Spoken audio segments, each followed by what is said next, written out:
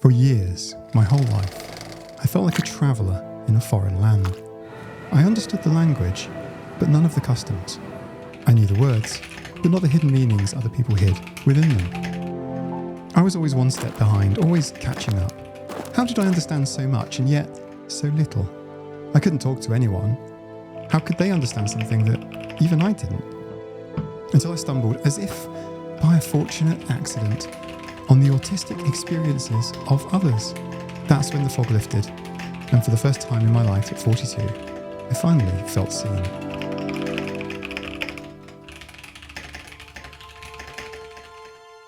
Every autistic person has a different story, but there are always similarities. There's always that moment when you realise, hey, I think I might be autistic, and you try the label on. There's always a moment when the imposter syndrome hits. No, I can't be autistic. Other people need that label more than me. I can't possibly be autistic. I have a job and a family.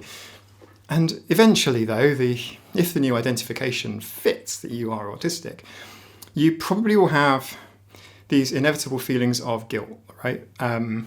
It's guilt towards the life that you could have had. I'm 42. I could have lived 4 decades of my life receiving timely early support and an understanding of why I felt a certain way. And you'll always have those memories. So many memories, every memory you've ever had, that you're now going to start seeing through a new lens. Sometimes it's a life event. Maybe it could be your child's diagnosis leading you to reconsider your own behaviours, or it could be a breakdown in relationships or work. Or, as it was for me, the insidious autistic burnout. But something always prompts the journey. Self-diagnosis, I'm going to say now, is valid, and formal clinical diagnosis is not always the goal or the end of the journey. Just a quick thought on the word diagnosis. I prefer the term identification, although I do use diagnosis and identification interchangeably sometimes.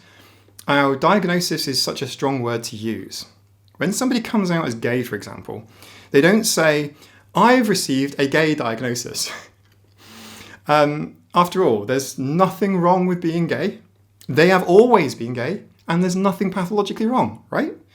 It's like me, I'm male. I've never received a male diagnosis for being male. I don't have maleness. I am male. I don't have autism. I am autistic. This is why a lot of autistic people prefer this person-first language, it's called. So, as an example, I'm Mike and I'm autistic. It's so much more appropriate than I'm Mike and I have autism, but I forgot to bring my autism with me today. I left my autism at home. It's just easier to say, I'm Mike, I'm 42, and I'm autistic. I'm a software developer, scuba diver. I enjoy talking about technology, electric vehicles, and renewable energy. Oh, what's this? Oh, don't worry about that. That's just my autism. I carry it around with me sometimes. It's really hard to be surprised when holistic people mislabel or misunderstand autistic people. And this is because there's so little knowledge about how the neurotype affects people in adulthood. In A Way to Be Me, Autobiographical Reflections of Autistic Adults Diagnosed in Mid to Late Adulthood, published in the journal Autism, quote, in general, there is not much research done about autistic adults, and even less is known about those diagnosed later in life. There's hardly any characters in popular culture who have believable, relatable traits, and even GPs have little to no up-to-date knowledge or training on autistic adults. Some don't even believe that if you can make eye contact, you can be autistic. Some don't even believe that if you have a job or a family or a house, you can be autistic. Some don't believe that if you can speak, you can be autistic. If you can get changed yourself, you can be autistic. And if they don't know, what hope is there for the rest of us? Autism, like other neurological differences, just mean that you have a brain that works differently to the majority. Autism isn't something that can be switched off or cured. It isn't that an autistic brain is actually a neurotypical brain with like an autism part. Once you realise that you are autistic and you've lived your life, no matter what happens, and then you realise you're autistic, you're in for a big emotional rollercoaster. You'll wonder how much different, how much better your life would be, how many opportunities you've missed as a result of being a missed, unidentified autistic person. I am not exaggerating when I say that it feels like grief. It can feel like somehow you've stepped from one science fiction reality into another. Your past reality as an undiagnosed, struggling autistic person, and now as an autistic person with real challenges that you can put names to, and calming or exciting stimming behaviours that you knowingly encourage or consciously suppress to please others and to fit in. The paper continues with, for most, autism diagnosis had a very positive impact on their sense of self, allowing them to understand more about their own past and to feel good about their autistic identity. And previously, some researchers have said that autistic people have a limited or impaired sense of self. Instead, our results show that some autistic people can actually reflect deeply on their lives and their changing sense of self-identity over time.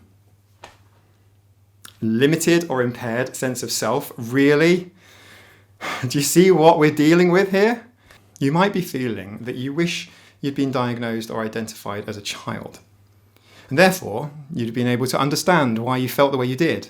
And therefore, potentially avoid traumatic experiences.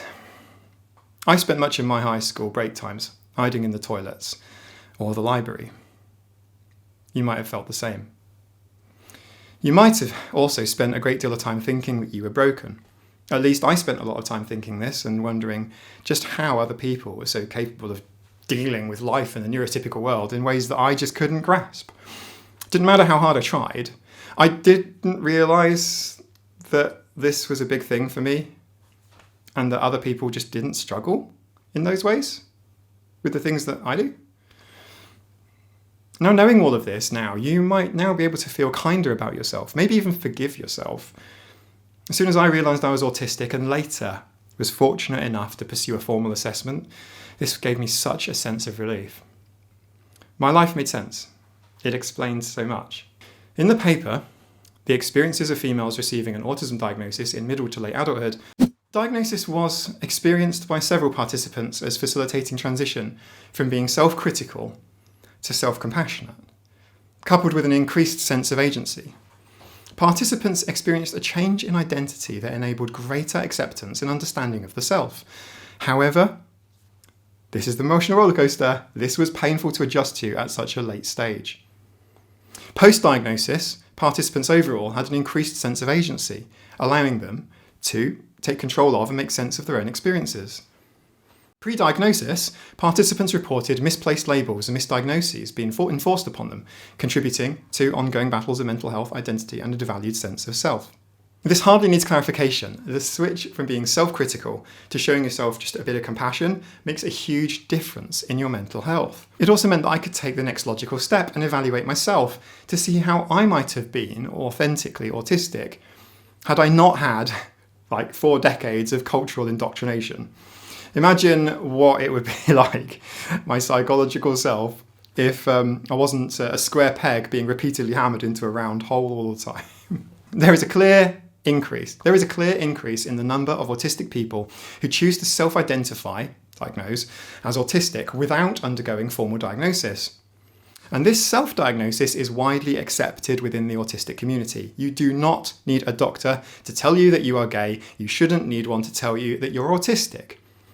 It's also likely to be true that adults seeking a professional assessment are quite likely to be initially identifying as self-diagnosed autistics. I mean, I know that I did, and I made a binder filled with examples and questions. Apparently that's a fairly common trait in itself. However, there are ASD trait overlaps that could be better explained by other conditions, and a formal diagnosis could be helpful for accuracy to just prize them apart. Gaining access to formal autism assessment is challenging. For a start, the criteria was developed by non-autistic people looking at how the behaviour of middle-class white boys affected other people around them. And very limited research and support in countries that aren't English-speaking. You don't need me to tell you, that is one heck of a niche. The current ratio of 4 males being identified versus 1 non-male female AFAB type individuals, and recent history of misdiagnosis by psychologists, particularly of girls and women, as borderline personality disorder rather than picking up autism. Then there are the lengthy verbal interviews, potential for your family or close friends to be involved, not to mention the lengthy waiting lists for an assessment that do run into many years. And then if you're paying for an assessment, sometimes thousands of dollars, you're going to still need to join a waiting list, although it might be several months instead of several years. Assuming the assessment tells you what you may already know, it's likely to give you a very pathologized report and no support. And finally, but not finally, because I am going to do a deeper video onto the pros and cons of formal autism diagnosis, so please do subscribe and tap the bell if you would like to see it. In a nutshell, it doesn't matter if you self-identify as autistic and have been diagnosed, and even if you don't, you are welcome on this channel. If you're used to talking things through with a friend or a parent or a partner, you can be in for a shock. Now, other people may be used to the person you used to be, and in many ways, a late diagnosis doesn't change who you are, but also it sort of does.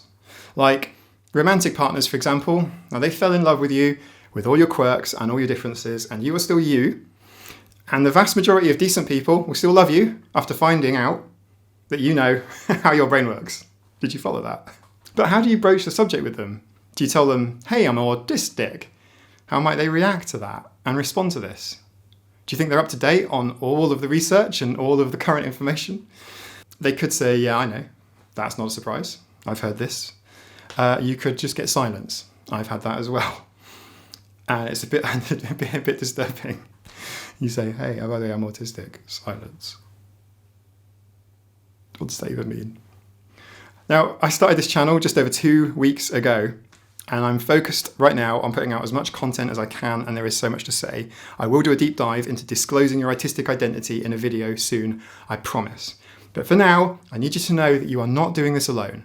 You may not realise it yet, but there's a whole community of #actuallyautistic people who understand your struggles, and you're watching a video from one of them here. Do stay in touch, the comment section is always open.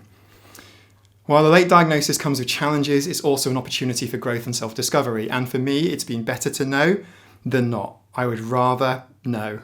Watch this video next on 5 common autistic traits.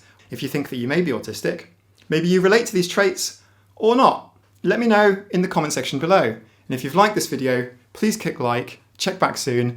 I'm trying to post content at least once a week. The next video will be up on Sunday. Bye for now. Today's cat is Emma.